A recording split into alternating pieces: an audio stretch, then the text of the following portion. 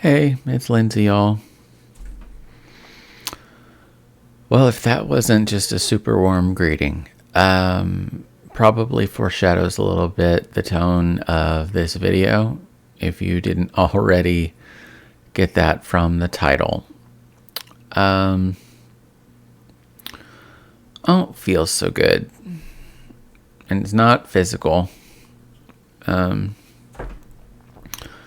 in my head, in my heart, in my soul, if I believed in such a thing.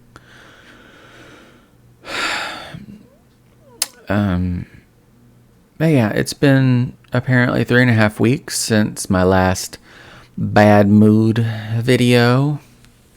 And I figured I was due for another one.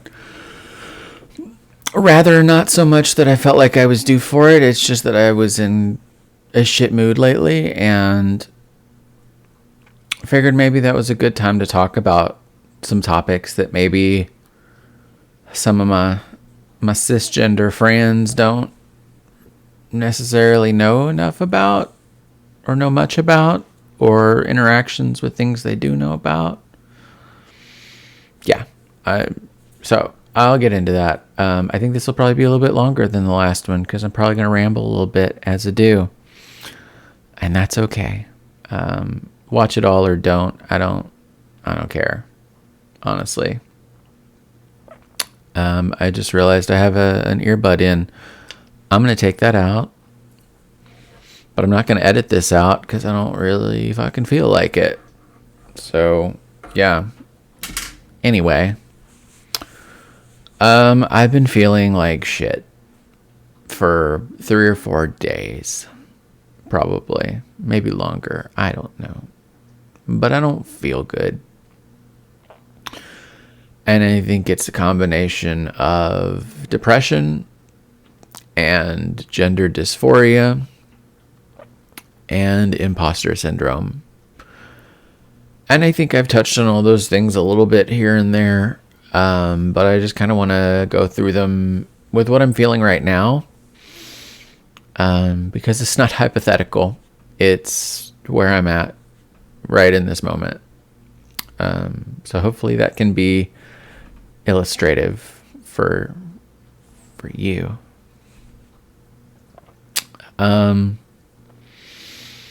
yeah, as I've mentioned before, I've suffered from depression for pretty much my whole life.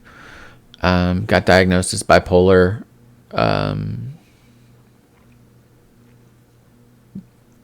last year and a half ago, I guess, probably at this point. And I'm medicated for all of that, but I think the meds only do so much. I'm not hitting like a super low or anything like that. But it's not very pleasant. It's still, and it's funny. I just remembered something. I think in the first video I did over the weekend, I think it was girlhood experiences. I mentioned that I was feeling super productive and whatnot, and that maybe that was like hypomanic. And maybe this is the swing to that. I don't know. But yeah, so the depression is hitting, and general feelings of despair and shitty self-worth, and God, I've been feeling so lonely lately. The loneliness is hard for me right now. I'm really touch starved. As I've said before, touch is my love language, and so I'm not getting enough proper social interaction, and I don't have my person, and I'm feeling it.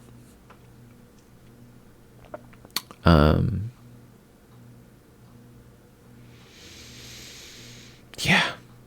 So once again, looking in the mirror and not loving what I see. And some of that's dysphoria, and some of it is just general feelings of I don't know. There's, like I said, lack of self-worth. I looked in the mirror today and I felt like I looked mannish and fat. And I tried to play with my hair a little bit this morning, and like I have like right there, that like this one curl right here looks awesome. Like, doesn't that look good? That looks so good. Like I wasn't curling my hair or anything. I was just kind of scrunching it and all of that. And it looks much better on this side. It looks like shit on this side. So overall, the effect is garbage. So you know what? I'm just gonna run my hands through that and just, I don't know, clean some of that out. It's just whatever. It's just, yeah. I don't know. I'm going to take those off because why not?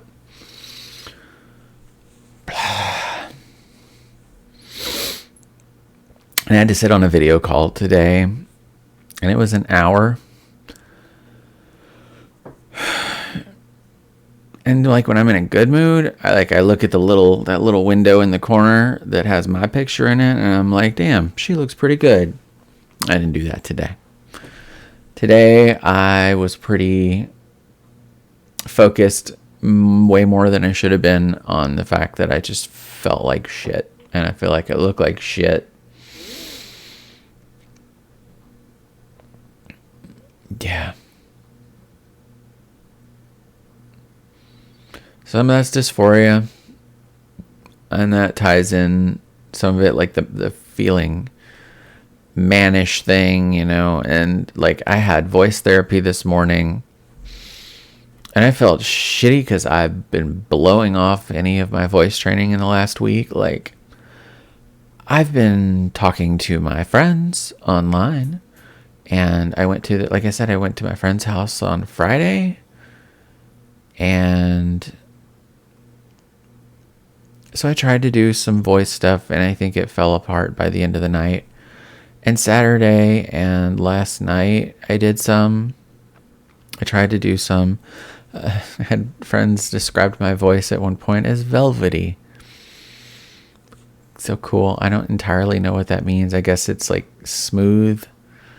But they said it was velvety, and I think they said like relaxing, I guess. I appreciated that. But yeah, that's the only real voice practice I got in the last week. And I'm supposed to be doing it like twice a day. I've got like power exercises and just general things that I should be doing, along with the various skills and things that were like layering.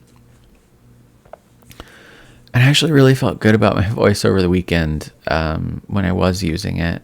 And last night when I was on the call with some friends, I felt pretty good about it. But then today, after I got out of there, I felt good in therapy with what we were working on today with resonance.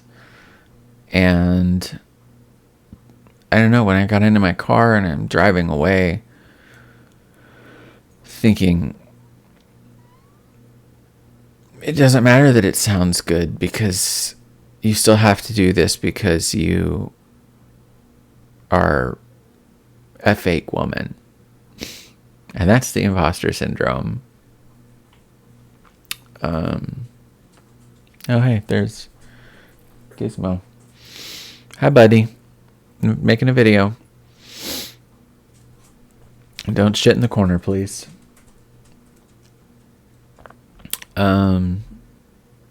Yeah, where was I? Oh yeah, imposter syndrome. So I've got these feelings of inadequacy. I've got these feelings of like I'm pretending to be what I am. We talked about that a little bit with some people online.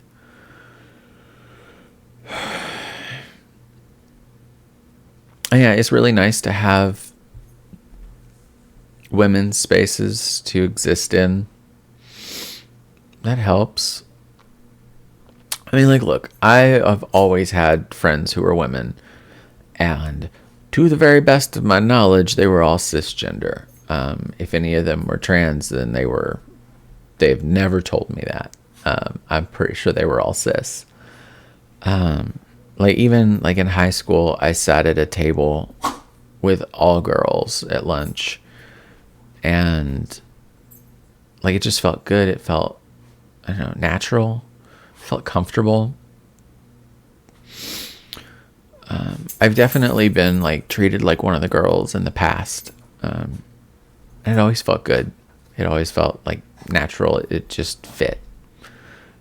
And so having those opportunities in those spaces has always been good.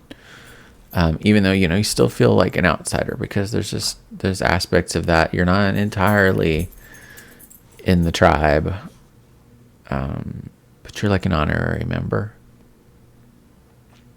Well, I'm not an honorary member. As it turns out, I am a woman, and those are my spaces too. But it doesn't stop me from feeling like an interloper sometimes. There's some conversations that I can't participate in, whether it's, period stuff or, little things like, like talking about your childhood or, things like that, or the conversations about, growing up and learning how to keep yourself safe as a girl and as a woman, because the world is a cruel, shitty place full of cruel, shitty people who prey on women. And while I think I'm going to get this right, maybe, while I empathize and my heart goes out to all of those women, I didn't have that same, I'm not saying I wanted to ever feel victimized or ever feel afraid, but I can't relate in the same way because I didn't go through those experiences.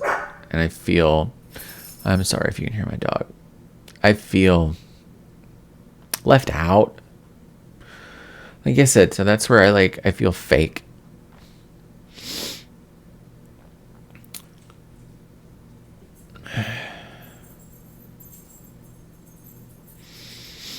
There's this one Discord server that I'm on, and people are talking about their divorces sometimes, and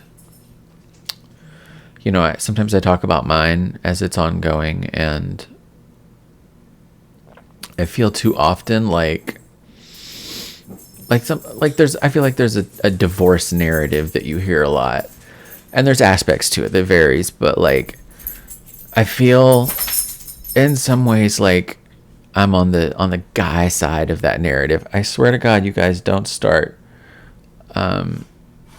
Sorry, but I feel like I'm on the guy side of that narrative, and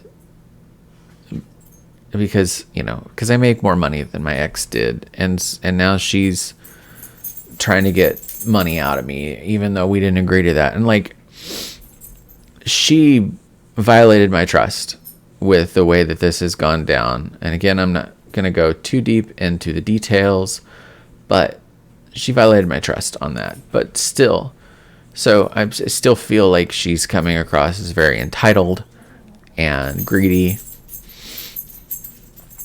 And I don't know, I feel like this narrative is very much that standard divorce cishet narrative, and I'm the guy in that, and that pisses me off that I'm making that association and that connection.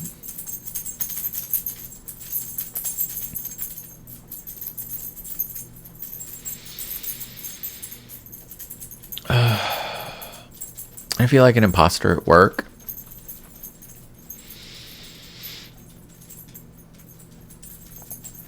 I feel like it's just a matter of time before my boss realizes that I don't actually know what the hell I'm doing. And maybe we're getting there. I don't know. But I'm about to get thrown on some new projects because things are slowing down on my big project because we're losing resources, i.e. people. And we have to rejigger the priorities so that there's enough resources to go around for the reprioritized projects. Since we can't have as many things in flight at a time now. And so, like, I'm burnt out on my project anyway, but I want it to be done. I want to feel like I have something to show for from these last several years, because so much of it has been focused on this one project. And like, I've interviewed a few times in the last few years, and it's always, you interviewed really well and we really liked you, but we're just not sure this is the right role for you.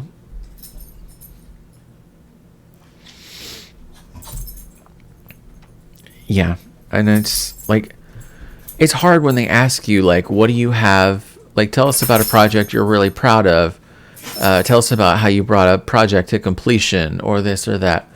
And I'm like, well, for several years, my leadership didn't actually greenlight any of my projects that I was working on. So I got nothing here.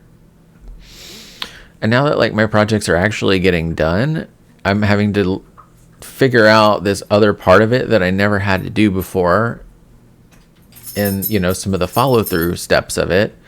And I feel completely unqualified and unprepared to do that.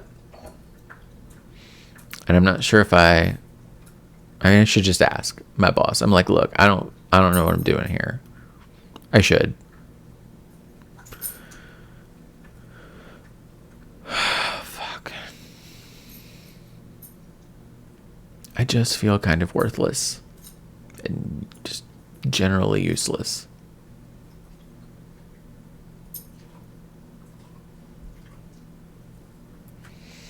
My dogs need me, I guess. And yeah, my mind goes to dark places sometimes. And yeah, you know what that means. I don't want to go deep into it. I don't want to have to throw a content warning on this video. But yeah, it goes to dark places. And I think about the things that pull me back, and the list gets smaller. And some of it's fucking spite. Believe it or not, spite fits in there. And some people would probably say, well, you know what? That's something. It's something that keeps you going, I guess. And it's just more negativity. And I'm already pretty negative right now. And you know what? Like, it's the afternoon right now. And like later tonight, I may feel fantastic. I doubt it. Tomorrow, I may wake up and I feel great and ready to take on the day and take on some new projects. And I mean, I fucking hope so. I do have therapy in the morning. That may help. Or I'll just focus on the same negative shit and feel like shit coming out of it. That's not a criticism of my therapist. She's fantastic. But sometimes these moods they just take hold. And I feel like it hasn't been that long since I was in my last one. And it lasted a couple weeks.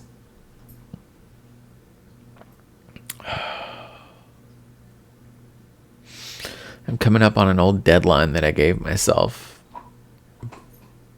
on a deal that I made with myself to keep going. And I'm not going to do anything stupid. Or anything, yeah. I'm just going to say anything stupid.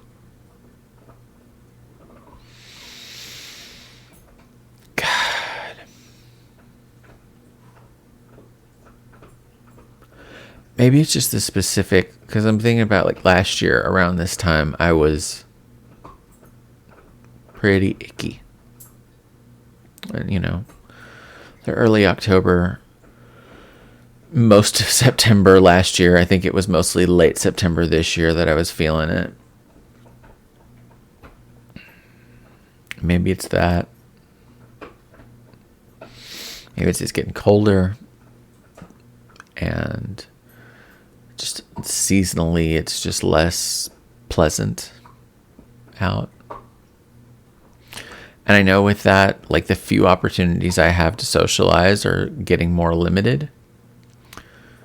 I have my one friend who has invited me into her home with her family because they trust me to social distance and otherwise take appropriate precautions for COVID. And I'm so grateful for that. Because honestly, I was really worried because my other things that I have all been based around, well, we'll gather outside. And then we can keep our distance and it's safe.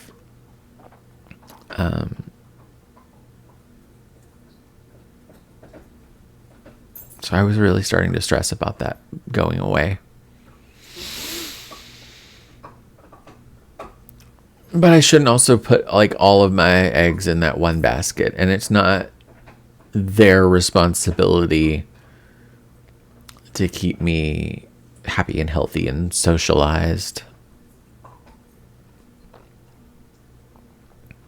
I just don't know how to do it right now.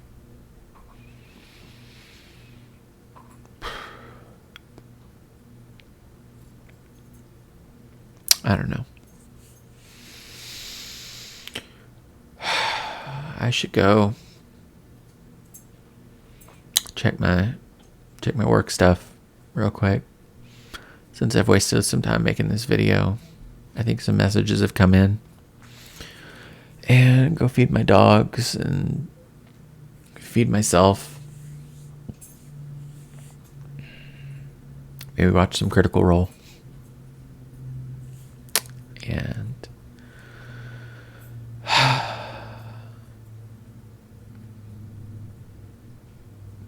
one thing they say on there, not Critical Role specifically, I guess, but on Talks Machina on the channel, don't forget to love each other. It is a good mantra. Have that on a t-shirt from them, obviously. But yeah.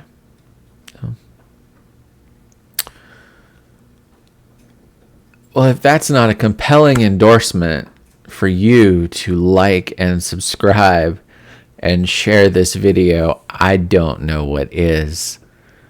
I feel like that was a lot of warm fuzzies in this video. Fuck. Yeah.